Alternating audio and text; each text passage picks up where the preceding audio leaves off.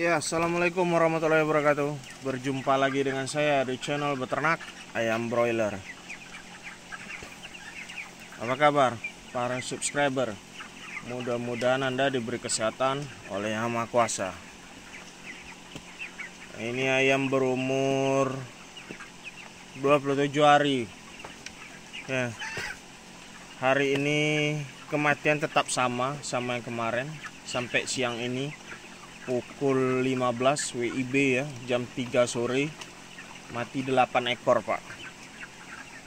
Di sini 4 ya. Mungkin di sana 4 juga. Indikasi sementara masih gejala berak kapur dan panas. Ya. Salah satunya juga ayam ini mulutnya keluar darah Pak. Ya. Tapi bukan malaria karena tidak ada gejalanya, hanya muntah darah, mungkin pembuluh darah pecah ya. Pembuluh darah pecah. Nah, ini nanti malam mau diberikan obat Triminsub untuk mengatasi gejala berak kapurnya Pak. Bahkan sudah ada yang terkena. Ya. Bahkan sudah ada yang terkena. Alhamdulillah bobotnya bagus ini.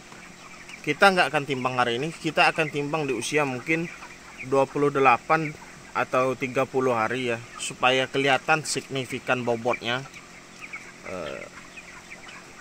Ikuti terus channel beternak ayam broiler. Jadi gini kalau beternak ini Pak, jangan anggap hanya masa brooding, masa kritis.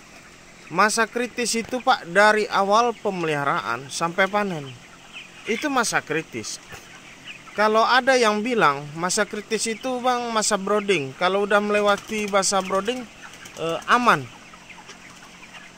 Tidak sepenuhnya benar, karena kenapa? Kalau ayam sudah sebesar ini,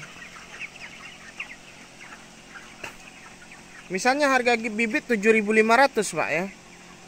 Kalau dia mati, nilainya nggak 7.500 lagi yang kayak gini-gini ini. Minimal ini 20.000 ya. Jadi kenapa? Ayam itu sudah bawa pakan Pak. Dia sudah ngabisin pakan, soal bibit, belum lagi obat-obatan dan sebagainya ya.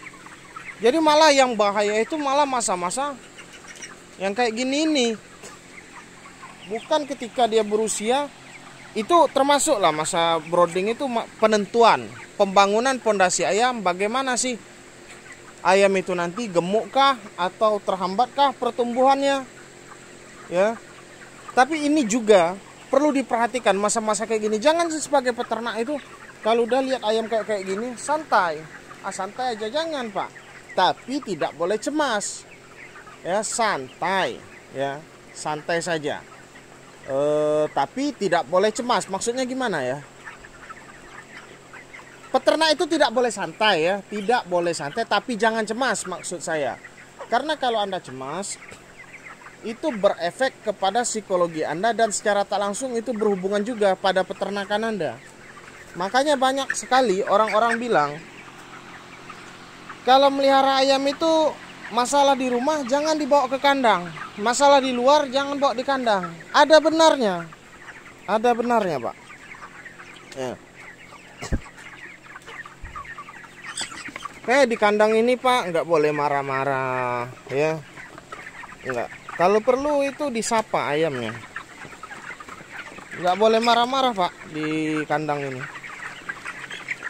Saya pernah hanya emosi sedikit saja, sedikit saya emosi di dalam kandang ini, ayam itu bubar Pak. Dia kayak ngerasain gitu. Ini nggak banyak mau diliatin ya. Ini contohnya. Berotot yang ini. Mungkin ini sudah ada ini yang 2 kilo ini. Nah, tetap obat yang saya pakai mulai nanti malam Triminsub Pak. Ya, Triminsub. Siangnya Octagumet untuk menahan panas ini. Ini panasnya luar biasa ini. Saya akan melakukan panen kembali mungkin di umur 30 hari ya, di umur 30 hari mungkin panen sekitar 2000-3000 ekor lah. Sisain dulu satu kandang mungkin kan, untuk supaya lanjut. Nah gitu Pak.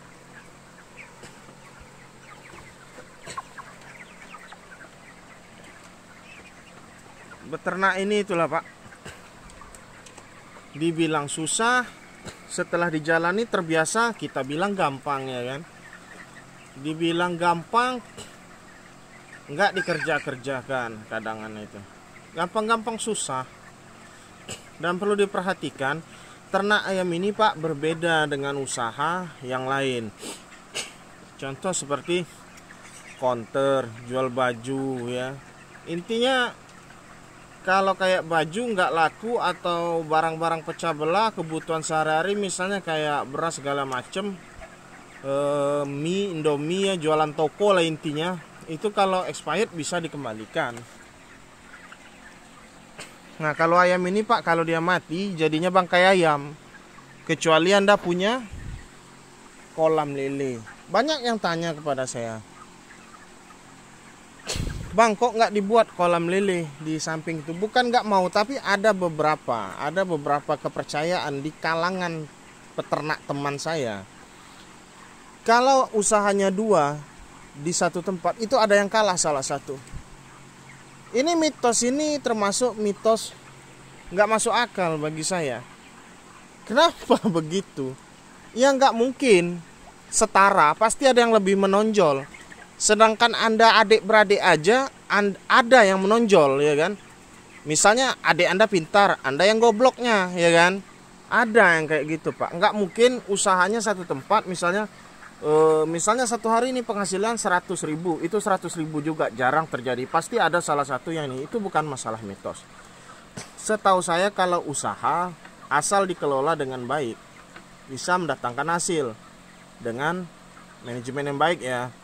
Nah katanya Bang, kenapa nggak buat kolam lele, nanti ayam sakit? Iya Pak, kalau saran saya jangan buat di bawah kandang kolam lelenya, jangan. Buat aja di samping. Pokoknya saya kalau ada modal itu, kalau seandainya mau buat kolam lele, saya nggak mau di bawah. Kenapa begitu? Setahu saya air lele itu juga bau Pak, dan itu juga dihirup ke ayam. Ya, setahu saya begitu. Kecuali air Anda itu mengalir ya.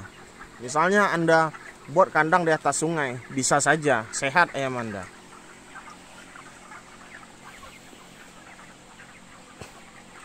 Apalagi yang masih kita obrolin Pak ya. Nah modal operasional kandang.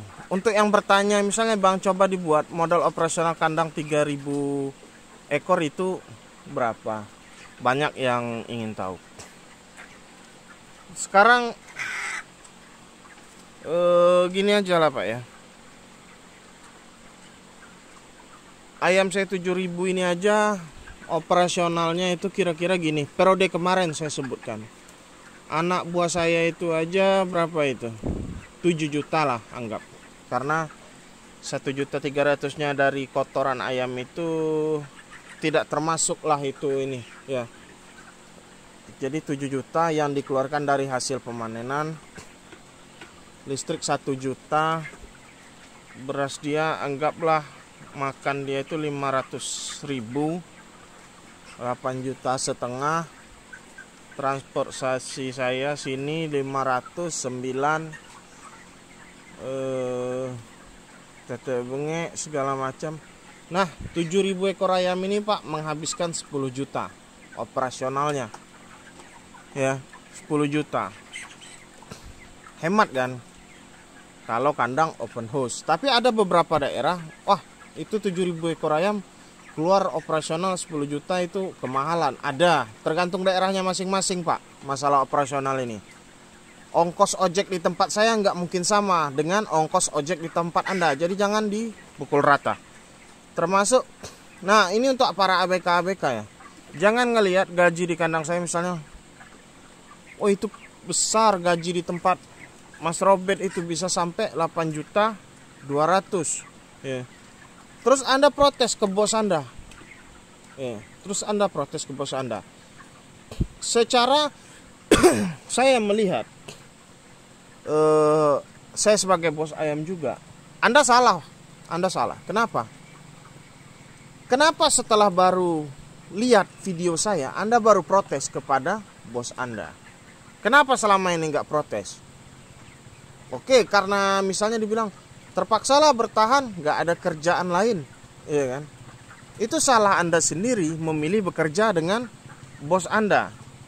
Dan ini kadang yang sering dilewatkan oleh para ABK ya. Ini termasuk salah satu iri lah ngelihat kandang orang lain misalnya lebih tinggi gajinya. Selama ini Anda kerja di bos lama Anda itu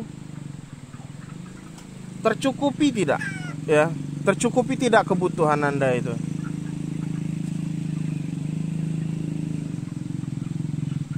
Kalau tercukupi, ya ngapain Anda protes-protes lagi? Kalau kurang, kenapa nggak dari dulu berhenti? Iya kan? Jadi nggak bisa disamakan, Pak.